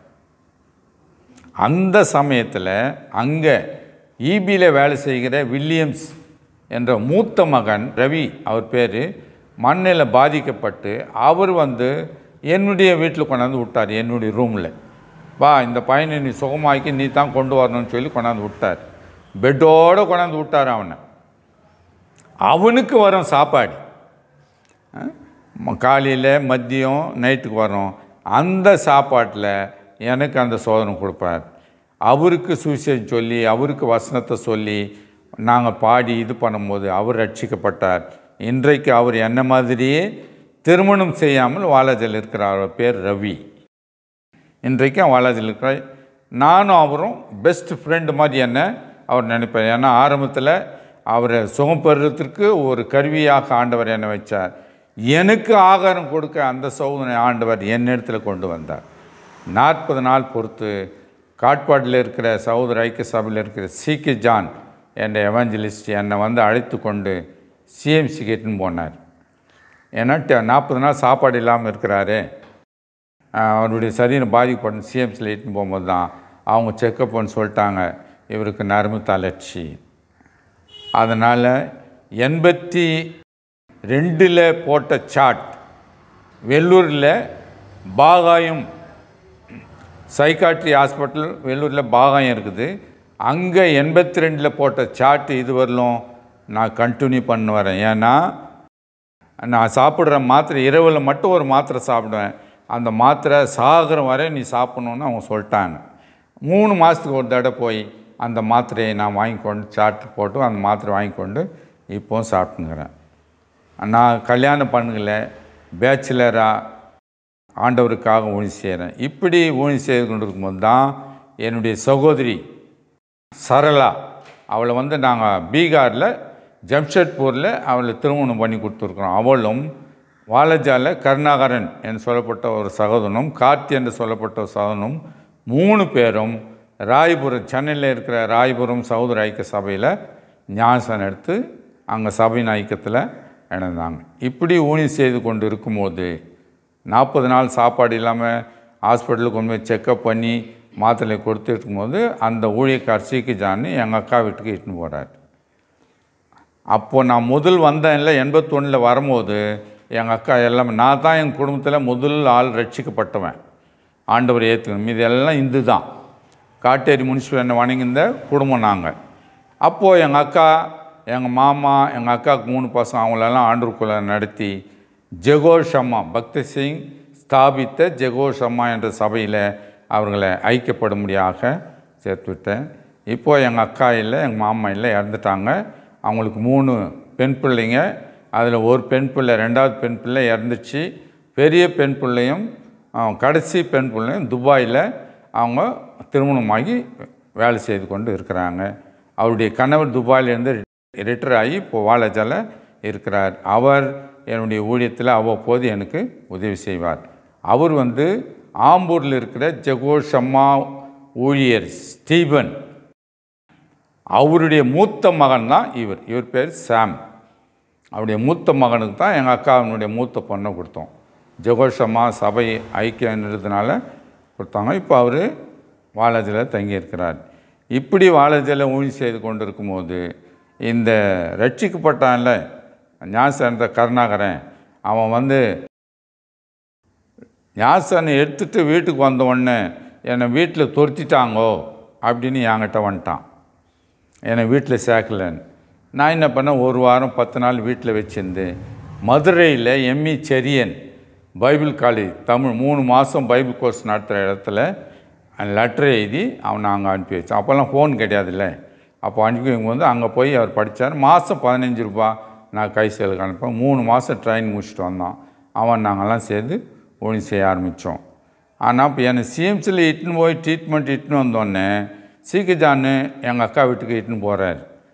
அப்போ எங்கள் அக்கா சொல்கிறாரு, உங்கள் தம்பி கொஞ்சம் பாதிக்கப்பட்டிருக்கிறாரு, அவருக்கு மாதத்துக்கு தேவையான மெடிசனு சாப்பாடு செலவெல்லாம் நான் கொடுக்குறேன், நீங்கள் வேலைக்கு அவனுக்கு சாப்பாடு மாத்திரை கொடுத்து ஒரு 6 மாதம் ரெஸ்ட்டில் வைங்க. அப்போ எங்கள் அக்கா சொல்கிறா, எனக்கு 3 பொட்டை பிள்ளைங்க, அவங்கள பார்க்கவே என்னால் முடியாது, இவனை நான் பார்க்க முடியாது. அப்போ அவர் அவங்கள திட்டின்னு போகிறேன். ஏம்மா, கூட பிறந்த தம்பி, உங்களை ஆண்டவருக்குள்ளே வழி நடத்தின தம்பி, அவனை வச்சு உங்களை பார்க்க முடியலைன்னு சொல்லிங்க, நீங்களாம் ஒரு கிறிஸ்துவங்களாம் சொல்லிவிட்டு அவர் தான் வீட்டுக்கு இட்டுன்னு போய் என்னை வீட்டில் வச்சு 6 மாதம் பராமரிக்கிறார். அந்த 6 மாதத்தில் அவருக்கு 2வது பையன் 1 மாதம் குழந்தை. அவன் பேர் டேனியல். அவங்க மிஸ்ஸஸ் ஜேம்ஸில் நர்ஸு.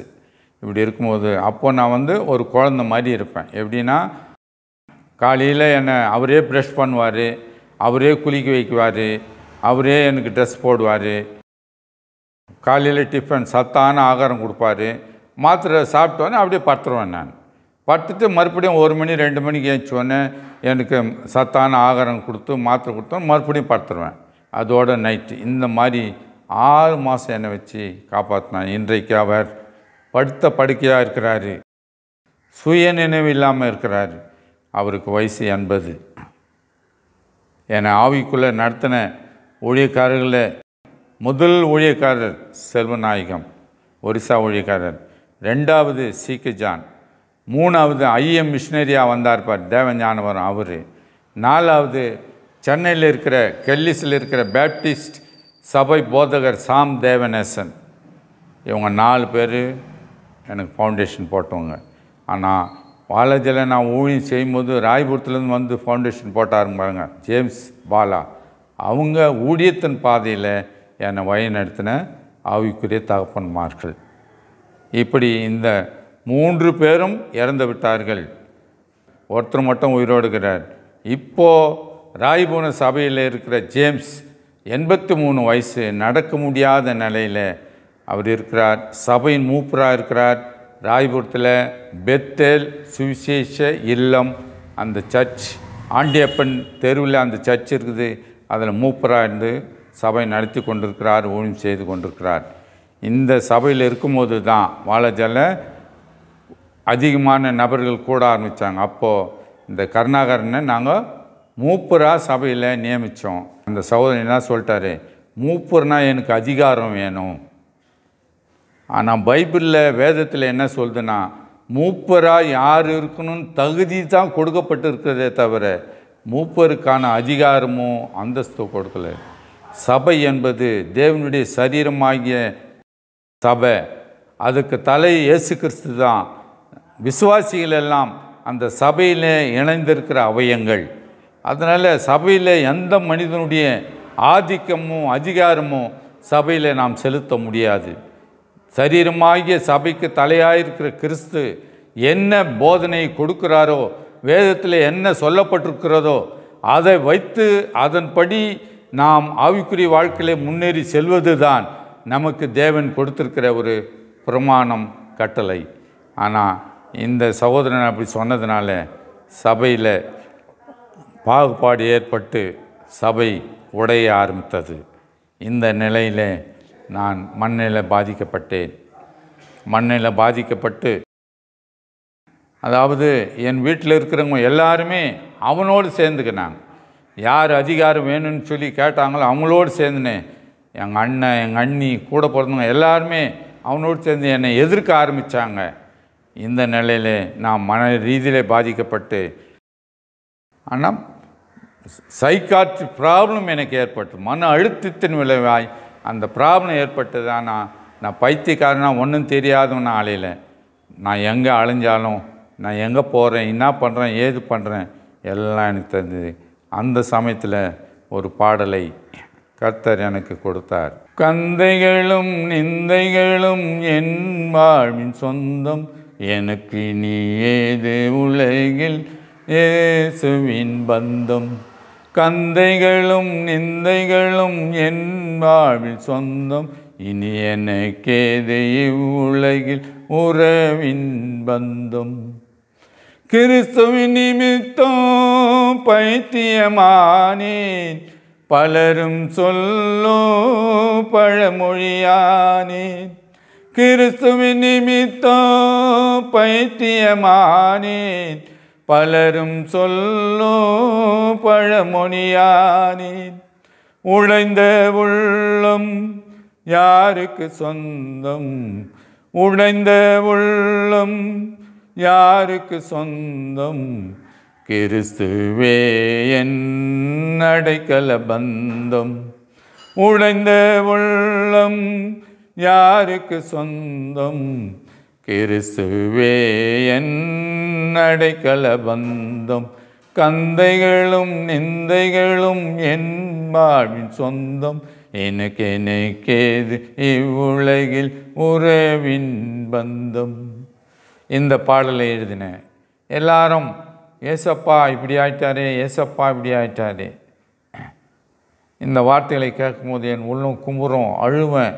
நைட்டு 12 மணிக்கு சுடுகாட்டில் எரிமேடையில் போய் படுக்க இடம் நான் போகிறேன்.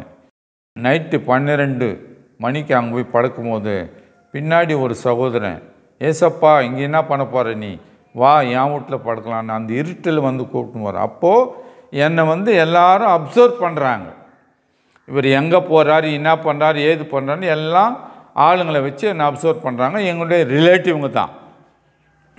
ஏன்னா எங்களுடைய ரிலேட்டிவ் கொடுத்த அந்த டார்ச்சரு டென்ஷனால் நான் அழுத்தத்துக்குள்ளாகி மனவேதனைக்குள்ளாக்கி இந்த நிலை.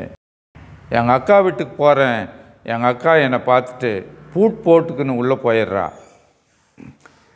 எங்கள் அக்கா போகிற சபை ஹவுஸ் ஆஃப் ரெஸ்ட் எங்கள் அக்கா வீட்டு எதிரில் இருக்குது. அங்கே போகிறேன். அவர் சொல்கிறார், நீ நல்லா இருந்தால் உன்னை நான் சேர்த்து நிற்பேன், இந்த நிலையில் நான் உள்ளே உன்னை விடமாட்டேன்னு அவரும் கேட் பூட்டிக்கிறார். எங்கே போகிறதுக்கு முடியல. நைட்டெல்லாம் குப்பை தொட்டி மேலே உட்காந்து விடிகாலம் 5 மணிக்கு துணி வைக்கிறதுக்கு கூட பை கிடையாது, ஒரு பேக்கோ இதுவோ கிடையாது. அரிசி வாங்குறமே சிப்போம், அந்த பையில் என்னுடைய துணியெல்லாம் வச்சுன்னு வாலாஜால 5 மணிக்கு பஸ் பிடிச்சி கெல்லிஸுக்கு வரேன். அங்கே தான் பேப்டிஸ்ட் சபையினுடைய ஊழியக்காரர் சாம் தேவநேசன் அவர் எனக்கு அடைக்கலம் கொடுத்து 3 மாதம் 4 மாதம் என்னை கவனித்தார். இப்படி சிக்காயி 3 வருஷம் ஊழியம் செய்வேன், 3 வருஷம் சிக்காயிடுவேன், 3 வருஷம் ஊழியம் செய்வேன், 3 வருஷம் சிக்காயிடுவேன். இப்படி இருக்கும்போது தான் ஆம்பூரில் இருக்கிற தேவ ஞானவரம் எனக்கு ஃபோன் பண்ணுறாரு. இதுபோல் பேப்டிஸ்ட் சபையில் உன்னை ஊழியம் செய்யறதுக்கு கூப்பிடுறாங்க, நீ போறியா? அந்த பேப்டிஸ்ட் சபை போதகர் தான் சாம் தேவநேசன். கீழ்ப்பாக்கத்தில் கெல்லிஸில் தமிழ் பேப்டிஸ்ட் சர்ச் பெரிய சபை அங்கே இருக்குது. அதனுடைய தலைமை போதகர் தான் சாம் தேவநேசன். அப்போ நான் அவருக்கு சொன்னேன், தேவ ஞானவரத்துக்கு நான் போகிறேன் தான், நான் 2 வாரம் நான் ஜபத்தில் வச்சுட்டு போகிறேன். 2 வாரம் பொறுத்து நான் ஒரு 2 டேக்ஸாங்கில் ஒரு கடாய், ஒரு பாத்திரம், ஒரு பைட்டை வாங்கிக்கின்னு வரேன். மேல்மா நகர் வரேன். பூந்தமல்லியில் இருக்கிற மேல்மா நகருக்கு ஊழியத்துக்காக நான் வரேன். அப்போ மேல்மா நகரில் எந்த கிறிஸ்துவ சபையே இல்லை.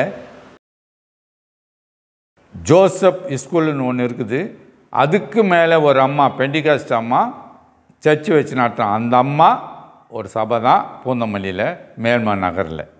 ஆனால் மேல்மா நகருக்குள்ளே நான் நுழையும் போது பழனிநாதன் பிஏடிஸில் டிரைவரு, அவங்களுடைய குடும்பம் ஆண்டவர் ஏற்றின ரட்சிக்கப்பட்ட குடும்பம், அவங்களுடைய குடும்பத்தை மையமாக வச்சு மேல்மா நகரில் 3 வருஷம் நான் ஊழியம் செய்தேன். 90லேருந்து 93 வரலும். பேட்டை நாசரத் பேட்டையில் வீடு வாடகை எடுத்து 50 ரூபா வீட்டு வாடகை எடுத்து தாங்குறேன். எனக்கு அந்த வீடை காட்டி கொடுத்தவர், அந்த வீடுக்கு ஏற்பாடு பண்ணவர் நாசரத்து பேட்டையில் ஊழியம் செய்து கொண்டிருந்த எபினேசர் ஐயா. அவர் இப்போது இல்லை, இறந்துட்டார். அவருடைய மகன்கள் தான் இப்போ சபையை நடத்தி கொண்டிருக்கிறாங்க. இப்போ இந்த யூடியூப்பில் நான் என்னுடைய சாட்சி சொல்கிறேன்ல, அதில் அந்த சாட்சியை கேதரிக்கிற ஊழியத்தை செய்து கொண்டிருக்கிறவர் தான் டேனியல் செல்லமுத்து ஐயா. அவர்கள் நாசரத் பேட்டையில் பிறந்து வளர்ந்தவர். அவர் தான் என்னுடைய சாட்சியை யூடியூப் மூலமாக ரெக்கார்ட் செய்கிறார். இந்த வாய்ப்பை தேவன் எனக்கு கொடுத்து, ஏன்னா நாசரத் பேட்டையில் மேல்மனருக்கு ஊழியத்துக்கு வரும்போது அங்கே தான் நான் தங்கியிருந்தேன் 3 வருஷம். அதே ஊரில் பிறந்து வளர்ந்த டேனியல், நான் இந்த யூடியூப் சாட்சி என்னுடைய சாட்சியை எடுக்க தேவன் எனக்கு கொடுத்த வாய்ப்புக்காக நன்றி சொல்லுகிறேன். இந்த மேல்மனரில் நாதன் பழனிநாதனுடைய வீட்டை மையமாக வச்சு நான் ஊழியத்தை ஆரம்பித்தேன். ஒவ்வொரு குடும்பத்தையும் நான் போய் சந்திப்பேன். சைக்கிளில் தான் வருவேன். சைக்கிளில் வந்து ஒவ்வொரு குடும்பத்தை சந்திக்கும் போது முதல்ல ஒவ்வொரு வீட்டுக்கு நான் போவேன். அவங்கக்கிட்ட நானே என்னை அறிமுகப்படுத்துக்குவேன். ஊழியர்னு அறிமுகப்படுத்த மாட்டேன். ஐயா அம்மா எப்படி இருக்கிறீங்க, என்ன சாப்பிட்டீங்க, என்ன பண்ணுறீங்க, பிள்ளைங்க என்ன பண்ணுறாங்க, பிள்ளைங்க படிக்கிறாங்களா, வீட்டுக்காரர் என்ன வேலை செய்ய, இப்படியெல்லாம் விசாரிச்சுட்டு இப்படி தான் என் ஊழியத்தை முதல்ல ஆரம்பித்தேன். ஒரு மாதம். 2வது மாதம் அவங்களோடு அதே குடும்பங்களோடு போய், ஐயா என்ன செய்தீங்க இன்றைக்கி சாப்பாடுன்னு. சில குடும்பங்களாம் சாப்பாடு செய்யணும், சரி எனக்கு போடுங்க பசி எடுக்குது, அவங்களோட அவங்க சமைச்ச சாப்பாடு சாப்பிடும். சில குடும்பங்களில் கேட்கும்போது, எங்கள் வீட்டில் அரிசி இல்லையா, பருப்பு இல்லையா, இது இல்லையா, அது இல்லையான்னு. நான் போய் அதெல்லாம் வாங்கிட்டு வந்து அவங்களுக்கு கொடுத்து சமைச்சு அவங்களோடு நான் சேர்ந்து சாப்பிடுவேன். சின்ன பிள்ளைங்களை என் வீட்டுக்கு இட்டுன்னு போவேன், அவங்கள குளிப்பாட்டுவேன், அவங்களுக்கு தலையில் நிறைய முடி இருந்தால் முடி வெட்டுவேன், அவங்களுக்கு ட்ரெஸ் வாங்கி போட்டு அவங்கள கொண்டாந்து வீட்டில் விடுவேன். இந்த மாதிரி ஊழியத்தான் செய்வேன். வியாதியாக இருக்கிறவங்கள மருத்துவமனைக்கு இட்டுன்னு போவேன், அவங்களுக்கு சிகிச்சை கொடுப்பேன், அவங்க வியாதிக்கேற்ற மருந்துக்களை வாங்கி கொடுத்து அவங்கள வீட்டில் கொண்டு வந்து விடுவேன். ஊழியத்தோடு இதுதான் என்னுடைய முதல் ஊழியமாக இந்த இடத்துல ஊழியம் செய்ய ஆரம்பித்தேன். 90லேருந்து 93 3 வருஷம் நான் ஊழியம் செய்யும்போது இங்கே 80 குடும்பங்கள் ரட்சிக்கப்பட்டு இன்றைக்கி மேல்மா நகரில் பெத்தேல் பேப்டிஸ்ட் சபை என்ற ஒரு சபை இருக்குது. அதில் இருக்கிற அனைவரும் என்னுடைய ஊழியத்தின் மூலமாக ரட்சிக்கப்பட்டவர்கள், கர்த்தருடைய பிள்ளைகள். நான் உங்களுக்கு சொல்கிறேன், இவங்களெல்லாம் நான் மதமாற்றம் செய்யவில்லை, மனமாற்றம் செய்தேன். அதாவது கிறிஸ்துவை ஏற்றுக்கொள்வது என்பது உலகத்தில் இருக்கவங்க எல்லாம் நினைக்கிறாங்க மதத்தில் கொண்டு போய் சேர்க்குறாங்க, மதத்தில் கொண்டு போய். இது மதம் அல்ல, நம்முடைய மனசு மாறணும். மதமாற்றம் அல்ல வெறுமன மாற்றமே, இது மதமாற்றம் அல்ல வெறுமன மாற்றமே, உன் இதய கதவு அருகில் நின்று தட்டுறா, உன் இதயத்திலே வாழ இயேசு துடிக்கிறா, உன் இதய கதவு அருகில் நின்று தட்டுறா, உன் இதயத்திலே வாழ இயேசு துடிக்கிறா, இது மதமாற்றம் அல்ல வெறுமன மாற்றமே, இது மதமாற்றம் அல்ல வெறுமன மாற்றமே. ஆமாம், இது மதத்தில் நாங்கள் கொண்டு போய் சேர்க்கல, உங்கள் மனத்தை மாற்றுகிறோம். இந்த மனதில் தான் என்னென்ன இருக்குதுன்னு பரிசுத்த வேதாகம் சொல்லுகிறது. உலகத்தில் வேறு எந்த புத்தகமும் மனிதனுடைய உள்ளத்துக்குள் என்ன இருக்கிறது என்று படம் பிடித்து காட்டுவது கிடையாது. பரிசுத்த வேதாகம் சொல்லுகிறது, நாம் ஒரு சாவுக்கு போகிறோம், ஒரு தீட்டான காரியத்தை செய்கிறோம், அதில் நாம் நினைக்கிறோம் அது தீட்டு. சாவுக்கு போனால் வீட்டுக்கு வந்தால் குளிச்சுட்டு தான் உள்ளே போகணுன்னு நாம் நினைக்கணும் தீட்டுன்னு. ஆனால் அது தீட்டு இல்லை, உள்ளத்திலேருந்து வருது பார், அதுதான் தீட்டு. நீ சாப்பிடுகிற பொருள் எந்த பொருளும் தீட்டு இல்லை. நீ சாப்பிடுறது எல்லாமே வாய் வழியாக சாப்பிட்ற, ஆசன வழியாக போயிடுது. ஆனால் உள்ளத்திலேருந்து வருது பார், அதுதான் நம்மளை தீட்டு. உள்ளத்திலேருந்து என்ன? கொலைகள், விபச்சாரங்கள், வெறிகள், களியாட்டுகள், இச்சைகள், துரோகங்கள், பாவங்கள், விபச்சாரங்கள், இவையெல்லாம் தான் உள்ளத்திலிருந்து என்னை தீட்டுப்படுத்துகிறது. அதனால் நம்முடைய மனசு மாறணும். குடிக்கு அடிமையாக இருக்கிறோம், குடியிலேருந்து வெளியே வரணும். விபச்சாரத்துக்கு அடிமையாக இருக்கிறோம், அந்த தொழிலேருந்து வெளியே வரணும். பொய் பேசுகிறவர்கள் அந்த பொய்யிலேருந்து வெளியே வரணும்.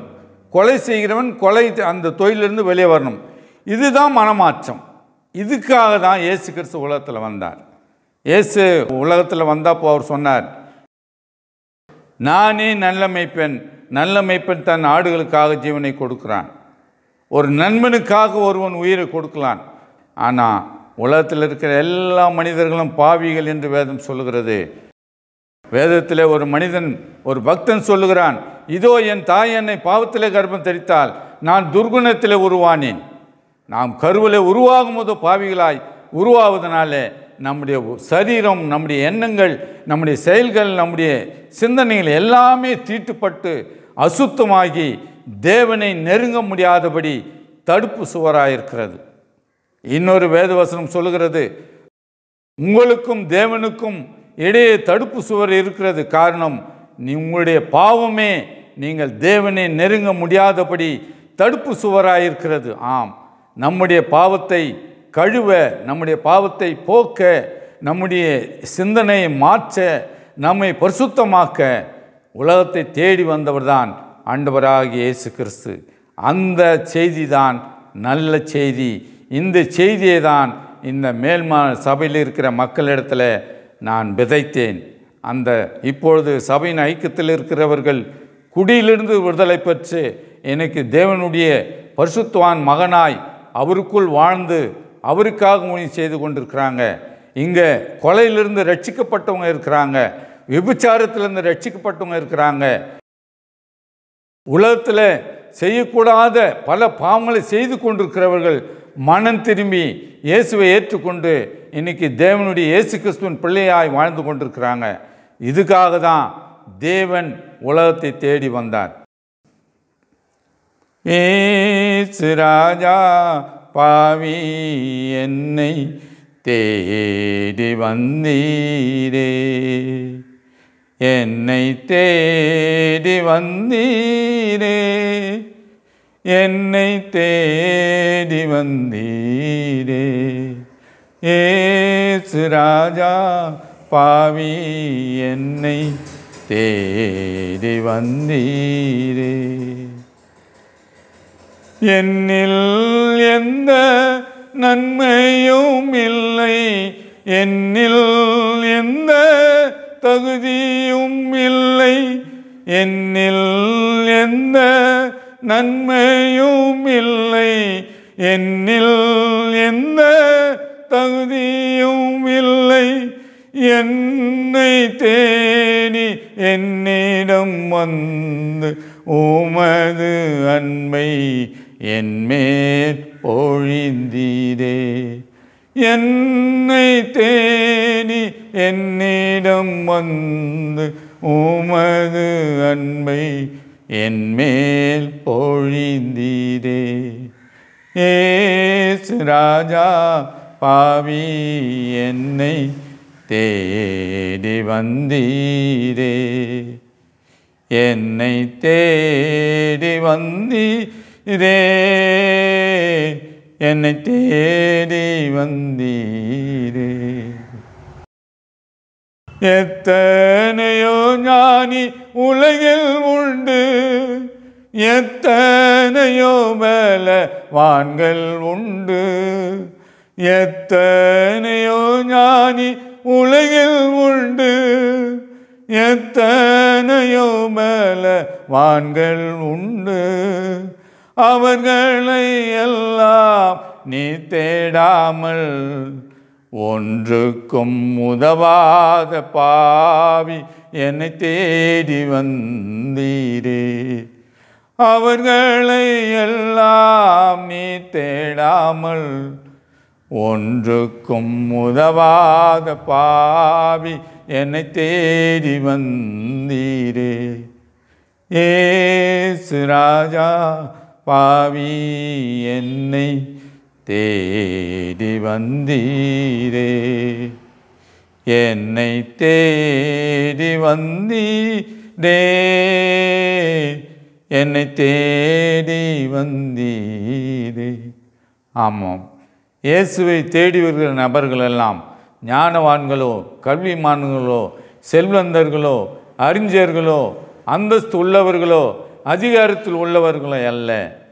உலகத்தால், மக்களால், இனத்தால், உறவினர்களால் ஒதுக்கப்பட்டு வெறுக்கப்பட்டு இவன் வேண்டாதவன், இவன் எதற்கும் லாய்க்கியற்றவன், இவனால் என்ன பிரயோஜனம், இவனால் யாருக்குமே பிரயோஜனம் இல்லை என்று தள்ளப்பட்ட மனிதனை தேடிதான் வந்தார். இயேசு தரித்திரருக்கு சுவிசேஷத்தை அறிவிக்கும்படியாய் வந்தார். அந்த தரித்திரில் ஒருவன் தான் நான், அந்த பாவியில் ஒருவன் தான் நான், அந்த தள்ளப்பட்ட மனிதனில் ஒருவன் தான் நான். அந்த உலக மக்களால், உற்றார் உறவினர்களால், கூட பிறந்தவர்களால் ஏற்றுக்கொள்ள முடியாத ஒரு மனநிலை பாதிக்கப்பட்டு மன அழுத்தத்தினால் தெரு தெருவாய் சுற்றி கொண்டிருந்த ஒரு நபர் தான் நான். இன்றைக்கு உங்கள் முன்னாலே உட்கார்ந்து கொண்டு இந்த வார்த்தை பேசுவதற்கு காரணமும் எனக்குள் இருக்கிற உயிரோடு இருக்கிற கிறிஸ்துவின் உயிர்த்தெழுந்த வல்லமை. இந்த நல்ல செய்தியை தான் உங்களுக்கு நாங்கள் சொல்லுகிறோம். உங்களை மதத்தில் கொண்டு வந்து சேர்க்க வேண்டும் என்று இந்த சாட்சியை நான் சொல்லவில்லை. இது என்னுடைய வாழ்க்கையில் ஏற்பட்ட உண்மையான அனுபவங்கள்.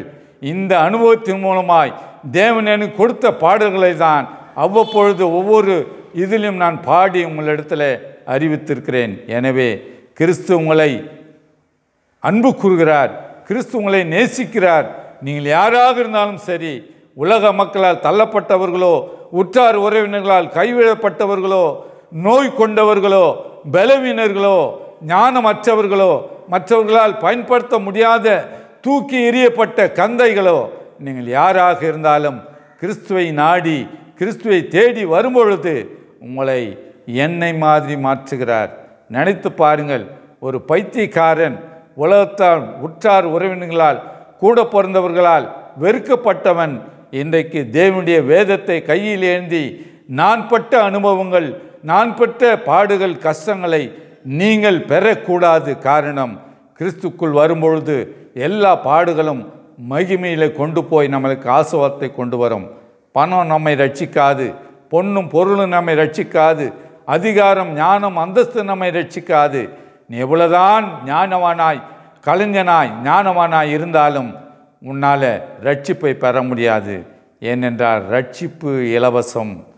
கிருபையினாலே ரட்சிக்கப்பட்டீர்கள். இது உங்களால் உண்டானதல்ல, இது தேவனுடைய ஈவு. கிருபை என்றால் தகுதி இல்லாத என்னை தகுதிக்குள் கொண்டு வந்து, பாவியாகிய என்னை, விபச்சாரக்காரனாகிய என்னை, குடிக்காரக்காரனாகிய என்னை, கொலைக்காரக்காரனாகிய என்னை பரிசுத்தவான் என்று பெயர் சூட்டி, நீதிமான் என்று பெயர் சூட்டி, சகோதரன், பிள்ளை, மகன் என்று உறவில வைத்து என்னை நடத்துகிறவர்தான் பரம தந்தையாகிய இயேசு கிறிஸ்து. அவருடைய அன்பை வந்து பாருங்கள், அவருடைய அன்பை ருசித்து பாருங்கள். அவர் யார் என்று உங்களுக்கு தெரியும். நீங்கள் எந்த நிலையில் இருந்தாலும் சரி, அவரை நாடி தேடி வரும்பொழுது அவர் உங்களுக்கு தாயாய், தந்தையாய், எல்லாமாய் மாறுகிறார். எத்தனை கோடி பணம் இருந்தாலும் உலகத்தில் நம்மால் சந்தோஷமாய் வாழ முடியாது. காரணம், நீ அனுபவிக்கிற எல்லா வாழ்க்கையும் ஒரு நாள் மறைந்து போகும், அழிந்து போகும், இல்லாமல் போகும். இந்த வேதவசனம் கடைசி ஒரு பாடலை பாடி நான் முடிக்கிறேன். எத்தனை கோடி பணம் இருந்தாலும் இயேசு இல்லாத வாழ்வு அது வாழ்வாகுமா? இயேசு இல்லாத வாழ்வு அது வாழ்வாகுமா? எத்தனை கோடி பணம் இருந்தாலும் இயேசு இல்லாத வாழ்வு அது வாழ்வாகுமா? இயேசு இல்லாத வாழ்வு அது வாழ்வாகுமா? பணம் பணம் என்று அலையும் மனிதனே, மனம் தடுமாறி உலகில் நீ வாழ்கிறாய். பணம் பணம் என்று அலையும் மனிதனே, மனம் தடுமாறி உலகில் நீ வாழ்கிறாய். மனமதில் வாழையே துடிக்கிறான், உன் மனமதில் வாழ துணிக்கிறான். மனம் திரும்பி வந்தால் வாழ வைத்து தேற்றுவார். மனம் திரும்பி வந்தால் வாழ வைத்து தேற்றுவார். எத்தனை கோடி பணம் இருந்தாலும் இயேசு இல்லாத வாழ்வு அது வாழ்வாகுமா? இயேசு இல்லாத வாழ்வு அது வாழ்வாகுமா? அன்பான, இதுவரை என்னுடைய சாட்சியை கேட்ட அனைத்து சகோதர சகோதரிகளுக்கும், ஆண்டவரை அறிந்த பிள்ளைகளுக்கும், அறியாத பிள்ளைகளுக்கும் அடியேன் கொடுக்கிற ஒரு வேண்டுகோள். இந்த சாட்சியின் மூலம் நீங்கள் தொடப்பட்டிருக்கலாம். இந்த சாட்சியின் மூலம் உங்களுடைய இதயத்தில் நீங்கள் இந்த சாட்சியை வைத்து சிந்தித்து பார்க்கலாம். ஆனால் ஒன்று யோசித்து கொள்ளுங்கள், நாங்கள் உங்களை மதமாற்ற அழைக்கவில்லை. உங்கள் மனதை மாற்ற, என் வாழ்க்கையில் ஏற்பட்ட மனமாற்றத்தை இன்றைக்கு உங்களிடத்தில் பகிர்ந்து கொண்டிருக்கிறேன். இன்றைக்கு கிறிஸ்துவின் ஊழியக்காரனாய் எல்லா இடங்களிலும் அவருடைய சுவிசேஷத்தை அறிவிக்கக்கூடியனாய், ஒரு மகனாய், ஒரு ஊழியனாய் நான் இருக்கிறேன்.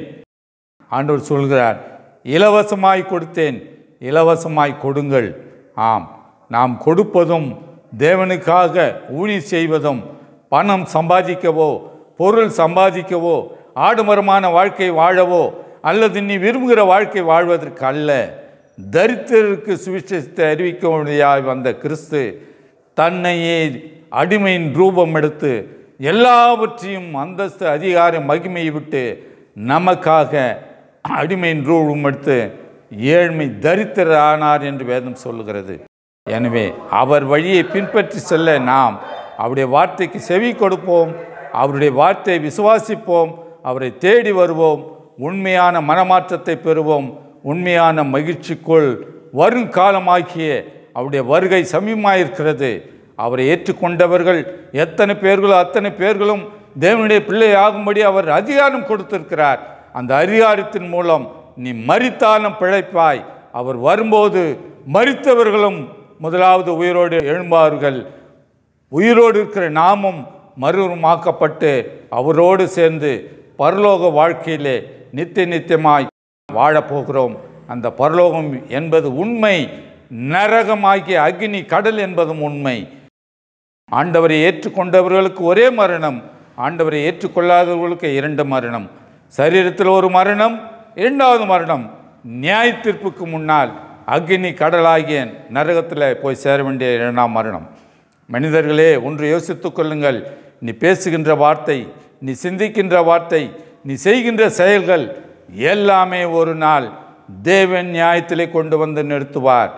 மனிதன் என் தாய் என்னை தந்தை பெற்றெடுத்தார்கள், நான் வாழ்கிறேன், எனக்கு சுதந்திரம் இருக்கிறது, நான் எப்படி ஆகிலும் வாழலாம், எதையாகிலும் செய்யலாம் அல்ல. படைத்தவருக்கு நீ கணக்கு கொடுக்க வேண்டும். படைத்த தேவன் இடத்துல நீ முன்னாக நிற்க வேண்டும்.